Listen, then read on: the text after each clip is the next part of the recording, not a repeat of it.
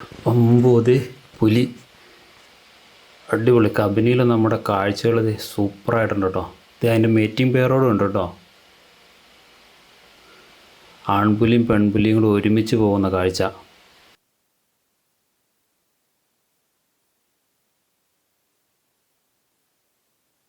ഇത് ഇവനാണ് മഗ്ഗേ ഫീമെയിൽ.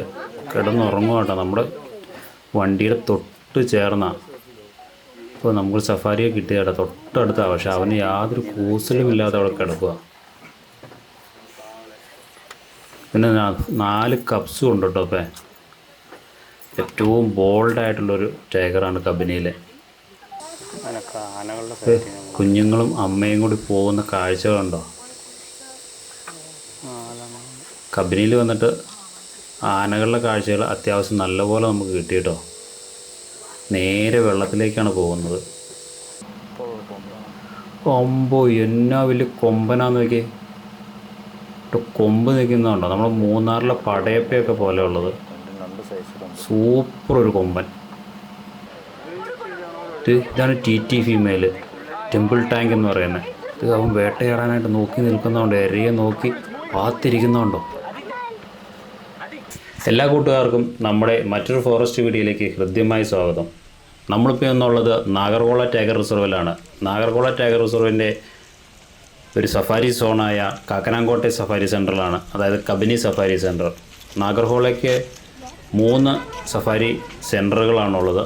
ഒന്ന് കാക്കനാങ്കോട്ടെ, നാനാച്ചി ഗേറ്റ്, കേരള ബോർഡറിനോട് ചേർത്ത് വന്നാൽ നാനാച്ചി ഗേറ്റ്, അതുപോലെ വീരണവസള്ളി ഗേറ്റ്. നമ്മൾ കബനി സഫാരി സെൻറ്ററിലാണ്. കബനിയുടെ ഒരു പ്രത്യേകത നിങ്ങൾക്ക് അറിയാമല്ലോ.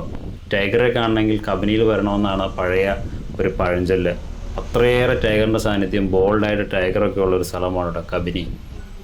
അങ്ങനെ നമ്മളിവിടെ വന്ന് നമ്മൾ ബസ് സഫാരിയാണ് എടുത്തത്. കബനിയിൽ വന്നാൽ മിക്കവാറും ബസ് സഫാരികളാണ് അവൈലബിൾ. ജിപ്സി സഫാരികൾ വളരെ കുറവാണ്. 1-2 ജിപ്സികൾ മാത്രമേ ഉള്ളൂ. അങ്ങനെ ന്യൂ ബസ്സിൽ നമ്മുടെ ജിപ്സി സഫാരി നമ്മളെടുത്തു. 850 രൂപയാണ് ഒരാൾക്ക് ആകുന്നത്. അങ്ങനെ സഫാരി സെൻറ്ററിൽ നിന്ന് നമ്മൾ വണ്ടിയെടുത്ത് നേരെ ഗേറ്റെല്ലാം തുറന്ന് കാടിനുള്ളിലേക്ക് കയറിയിട്ടോ. അത്യാവശ്യം നല്ല മഴകളൊക്കെ ലഭിച്ചതുകൊണ്ട് കാടെല്ലാം നല്ല പച്ചപ്പായിട്ടുണ്ട്. കബനി ഭയങ്കര മനോഹരമായ കാടാണ് പച്ചപ്പിൽ കാണുവാനായിട്ട്. ഡ്രൈ സീസണിൽ നമുക്കത്ര ഭംഗി കിട്ടില്ല. ഒരുപാട് ഓപ്പൺ സ്പേസസ് ഉള്ള ഒരു കാടാണ് കേട്ടോ. അതുകൊണ്ട് തന്നെ സൈറ്റിംഗ് നല്ലപോലെ കിട്ടിയ ടൈഗറെയൊക്കെ നമുക്ക് അടുത്ത് കാണാനും സാധിക്കും എന്നുള്ളതാണ് കബനിയുടെ ഒരു പ്രത്യേകത. ഒരുപാട് നാളുകൾക്ക് ശേഷമാണ് ഞാൻ കബനിയിലേക്ക് ഒരു യാത്ര തിരിക്കുന്നത്. ഇത്തവണയും ലക്ഷ്യം ടാർഗറ്റ് ടൈഗർ തന്നെയാണ്.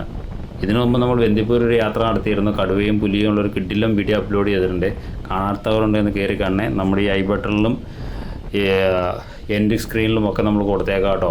അല്ലെങ്കിൽ നമ്മുടെ ചാനലായ ഓഫ് ബി ട്രാവലേഴ്സിൽ കയറി നിന്ന് കണ്ടാൽ മതി. കിഡിലും കാഴ്ചകളാണ്. അമ്മപ്പുലിയും മകനും കൂടെ ഉള്ള തൊട്ടടുത്ത് നിൽക്കുന്ന മനോഹരമായ കാഴ്ചകളും കടുവയുടെ കാഴ്ചകളൊക്കെ ആയിട്ട് അപ്ലോഡ് ചെയ്തിട്ടുണ്ട്. അങ്ങനെ നമ്മുടെ കബനിയിൽ ഇത് കയറി ആദ്യമേ തന്നെ നമ്മൾ സെർച്ച് ചെയ്യുന്നത് ഈ വാട്ടർ ബോഡികളായിരിക്കും കേട്ടോ. ഈവനിങ് സഫാരിയാണ് ഇന്നത്തെ. ഈവനിങ് സഫാരിയിൽ ആദ്യമേ കയറി തപ്പുന്നത് ഈ വാട്ടർ ബോഡികളായിരിക്കും. കാരണം അത്യാവശ്യം വെയിലൊക്കെ ഉള്ളതുകൊണ്ട് കടുവയും പുലിയും ഇതുപോലെയുള്ള മൃഗങ്ങളെല്ലാം ആദ്യം വന്നു ചേരുന്നത് ഈ വാട്ടർ ബോഡിയിലായിരിക്കും.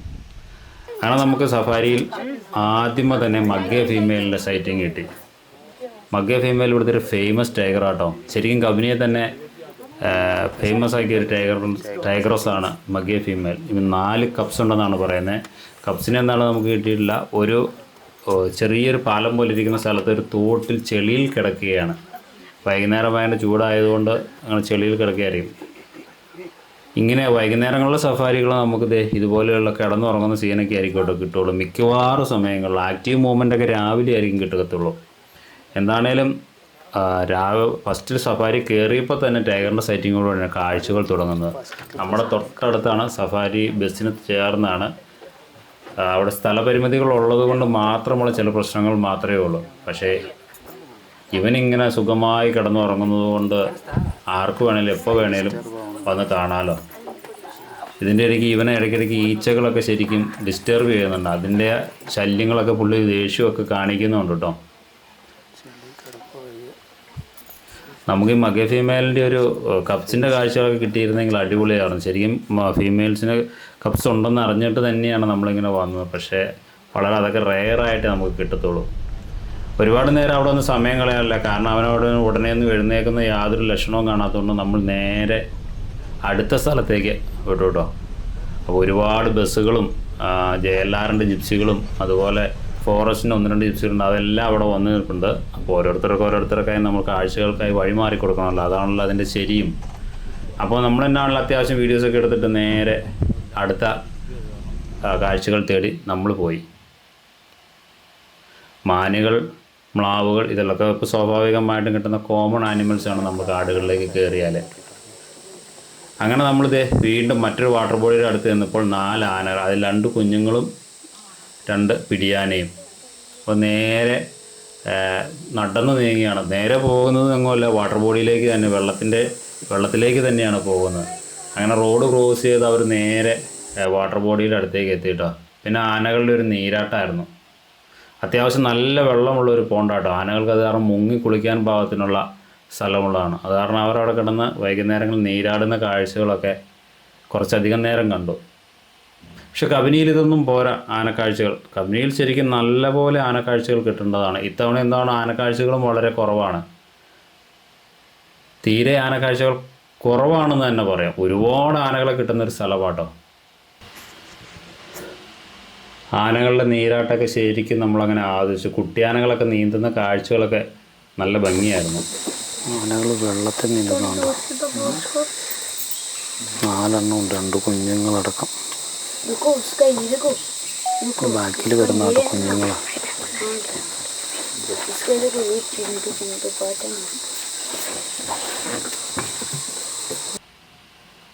അവിടെ നിന്നും പിന്നെയും നമ്മൾ ആനകൾ പിന്നെ അവിടെ കിടന്ന് നീന്തി തുടിച്ച് ഒരുപാട് നേരം കഴിഞ്ഞേ പോവുള്ളൂ. അവിടെ വീണ്ടും നമ്മൾ ബസ്സെടുത്ത് വീണ്ടും പോയിട്ടോ. കബനിയിലെ ഒരു പ്രത്യേകത ഞാൻ ആദ്യമേ പറഞ്ഞില്ലേ, ഇത്രയും ദീർഘമായ ദൂരത്തിൽ നമുക്ക് വിഷ്വൽസ് കിട്ടും. കാരണം പരന്ന് കിടക്കുന്ന ഒരു സുന്ദരമായ കാട്, അത് പച്ചപ്പ് കാണുവാനാണ് ഏറ്റവും മനോഹരം. ഡ്രൈ ആയാൽ നമുക്ക് അങ്ങറ്റം വരെ കാണാൻ സാധിക്കും, സൈറ്റിങ് കൂടുതൽ കിട്ടും. പക്ഷേ ആ ഒരു ഭംഗി കിട്ടില്ല. മറ്റു കാടുകളേക്കാൾ, ബന്ദിപ്പൂർ കാടുകളേക്കാൾ കൂടുതൽ പരന്ന് കിടക്കുന്ന ഒരു സ്ഥലമാണ് ഈ കബനി ഫോറസ്റ്റ്. നാഗർകോള ടൈഗർ റിസർവിൻ്റെ കാക്കനാങ്കോട്ടയിലുള്ള കബനി ഗേറ്റ്. കബനിയിൽ ആണ് ഇങ്ങനെ പരന്നത്. നാനാച്ചിയിലൊക്കെ ശരിക്കും തിക്കായ കാടും ഈ ടെറൈനൊന്നും അല്ല കേട്ടോ. കബനിയിൽ ഇങ്ങനെ ശരിക്കും നമുക്ക് ലോങ് വിഷൻ കിട്ടും. അപ്പോൾ എന്ത് ആനിമൽ നിന്നാലും നമുക്ക് നേരിട്ട് കാണുവാനും പെട്ടെന്ന് ഐഡൻറ്റിഫൈ ചെയ്യാനും സാധിക്കും. ഈ കടുവകളിലേക്ക് നല്ല നല്ല വിഷ്വൽസ് കിട്ടുന്ന അങ്ങനെയാണ്. വീണ്ടും നമ്മൾ ഏകദേശം 1 മണിക്കൂറൊക്കെ കഴിഞ്ഞ് തിരിച്ചു വന്നപ്പോൾ വീണ്ടും മകേ ഫീമെയിൽ അത് അങ്ങോട്ട് തിരിഞ്ഞു കിടക്കുന്നു. ഇവൻ അത്യാവശ്യം എഴുന്നേറ്റ് ഒരു മൂവ്മെൻറ്റ് കിട്ടുമെന്ന് അറിയാൻ വേണ്ടിയാണ് വീണ്ടും നമ്മൾ ചുറ്റിപ്പെറുക്കി കാടെല്ലാം ചുറ്റി 1 മണിക്കൂറിന് ശേഷം വീണ്ടും തിരിച്ചെത്തിയത് ഇങ്ങോട്ട്. അപ്പോഴും ആ ചെളിക്കുഴിയിൽ അവൻ അപ്പുറത്തേക്ക് തിരിഞ്ഞു കിടക്കുന്നു. അപ്പോഴും അവനെ ആ ഈച്ചകളെല്ലാം ഡിസ്റ്റർബ് ചെയ്യുന്നുണ്ട്. എന്നിട്ടും അവൻ എഴുന്നേൽക്കുന്നൊന്നുമില്ല. കുട്ടികൾ മറ്റൊരു ഏതൊരു ഡയറക്ഷനിലാണ് ഇരിക്കുന്നതെന്നാണ് പറയുന്നത്.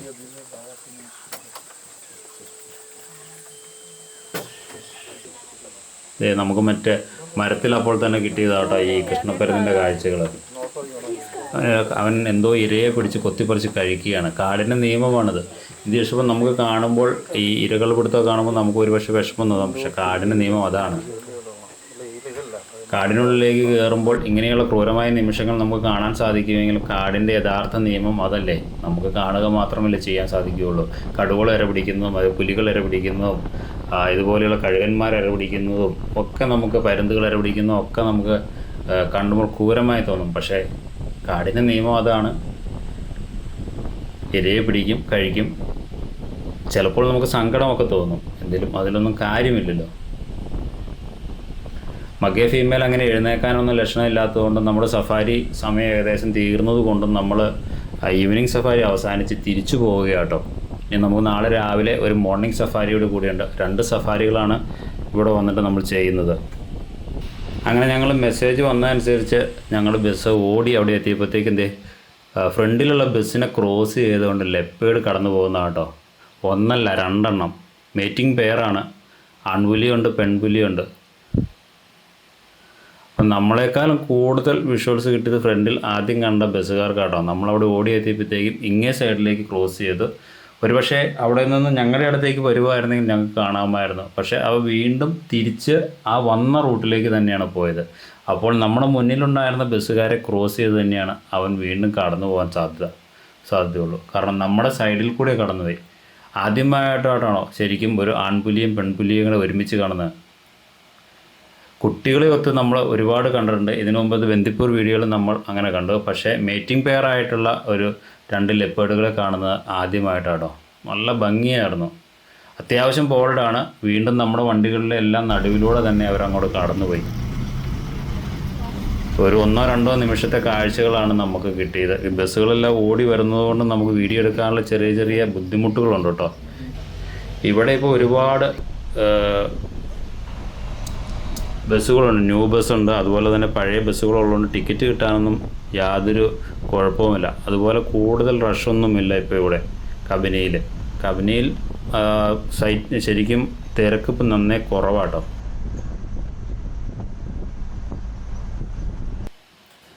ഇതാണ് പനങ്കാക്ക, നമ്മുടെ കർണാടകയുടെ സ്റ്റേറ്റ് ബേർഡ് ആട്ടോ. അത് പെട്ടെന്നായിരുന്നു ഒരു വലിയ കൊമ്പൻ്റെ കാഴ്ച നമുക്ക് കിട്ടിയത്. ഈ കബനിയിൽ വന്നാൽ മിക്കവാറും നല്ല നീളമുള്ള കൊമ്പന്മാരെ നമുക്ക് കാണാൻ സാധിക്കും കേട്ടോ.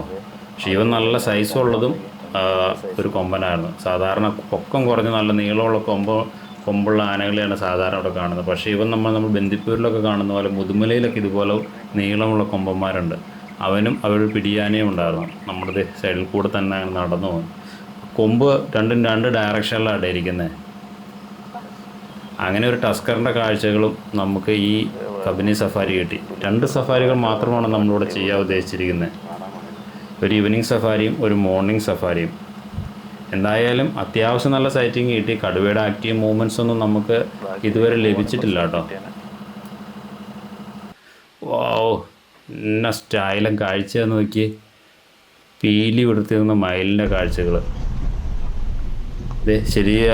ഈ കാണുന്ന ഈ കലുങ്കിൻ്റെ ഇതിൻ്റെ അതൊക്കെ ശരിക്കും ടൈഗർ കയറി കിടക്കുന്ന ഒരുപാട് വീഡിയോസൊക്കെ പഴയതിലുണ്ട് കേട്ടോ. കബനി അങ്ങനെയാണ് ഭയങ്കരമായിട്ട് ടൈഗറിൻ്റെ ഒരു ലാൻഡായി മാറിയത്. കബനിയിൽ വന്നാൽ കടുവകളെ കാണാമെന്നുള്ളതായിരുന്നു ശരിക്കും പണ്ടത്തെ ഒരു കാഴ്ച. ഒരിടയ്ക്ക് പക്ഷേ നന്നേ സൈറ്റിംഗ് കുറവായിരുന്നു. വീണ്ടും ഇപ്പോൾ അത്യാവശ്യം നല്ല രീതിയിൽ സൈറ്റിംഗ് തുടങ്ങിയിട്ടുണ്ട്. കുഴപ്പമില്ലാത്ത രീതിയിൽ ലെപ്പേർഡും കടുവയും ഒക്കെ കിട്ടുന്നുണ്ട്.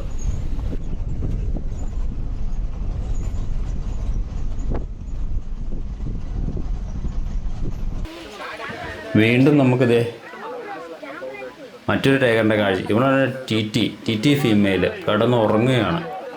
അതിരാവിലെ ആയിട്ട് പോയി കിടന്നുറങ്ങുന്നു. ഇതൊരു വലിയ പാലത്തിൻ്റെ താഴെ ഒരു കിടങ്ങിലാണ് കിടക്കുന്നത്. കാണാൻ തന്നെ വലിയ ബുദ്ധിമുട്ടായിരുന്നു. ആര് കണ്ടുപിടിച്ചെന്നറിയില്ല. Focus on this green bush just above that. There is like one tree there and one tree there. Between that there's a gap, see? This camouflage and the mud. See along this pathway.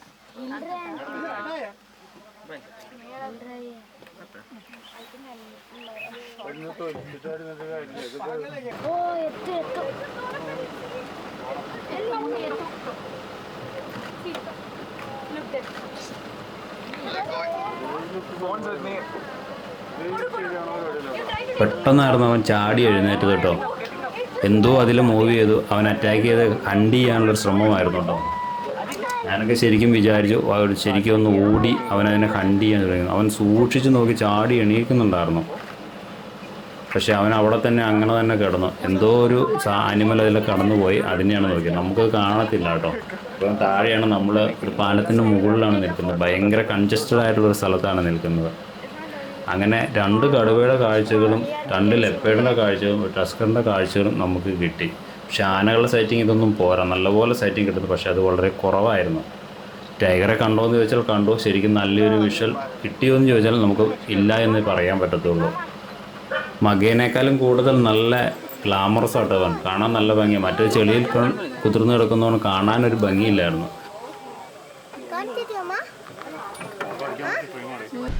അങ്ങനെ കബനിയിൽ നിന്നുള്ള കാഴ്ചയിലൂടെ അവസാനിക്കുക കേട്ടോ. കടുവയെ കണ്ടു, പുലിയെ കണ്ടു. ശരിക്കും നല്ലൊരു വീഡിയോ എടുക്കാനായിട്ട് സാധിച്ചതുമില്ല. എങ്കിലും കണ്ണുകൊണ്ട് നമുക്ക് നല്ലപോലെ കാണുവാൻ സാധിച്ചു. നമ്മുടെ ഇവിടുത്തെ സഫാരിയിൽ നിന്നുള്ള ഇന്നത്തെ കാഴ്ചകൾ അവസാനിക്കുക കേട്ടോ. മറ്റൊരു വീഡിയോയുമായി വരുന്നവരെ ബൈ.